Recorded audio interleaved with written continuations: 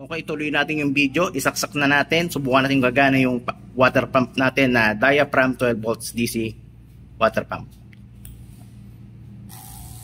Puputok naman yan kapag yan mali. So ayun, humihigop na siya ng tubig. Humihigop na siya. Ayun, humihigop na po siya. Ayan. At ang kinukuha niyang tubig ay sa loob ng drum.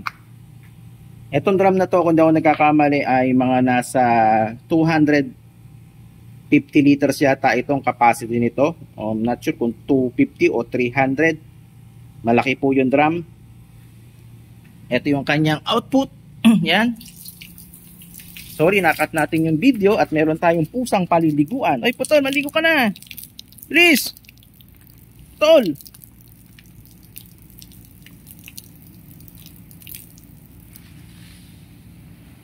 Magdilig na lang tayo ng halaman. So yan po, ganyan po kalakas yung water pump na yan. Tama lang yan kung magdidilig kayo ng halaman, maglalagay kayo ng power spray, or kaya maglilinis kayo ng sasakyan nyo, motor nyo, bike o kotse. Pwede na yan, guys. Lagyan nyo lang ng nozzle yung dulo ng hose para maganda yung buga ng tubig. So ang hindi nga lang po pwedeng gawin dito, ipitin nyo yung hose o takpan nyo yung butas, kasi pwedeng pumutok yung pump o yung hose kapag yun ay pinilit yung takpan. Kaya wag nyong tatakpan yan. Kailangan gagamit tayo ng pressure switch kung sakaling papatayin nyo sa gripo at wala na kayong paggagamitan ng tubig. Pwede po yun. So yan, malakas na malakas yung kanyang tubig.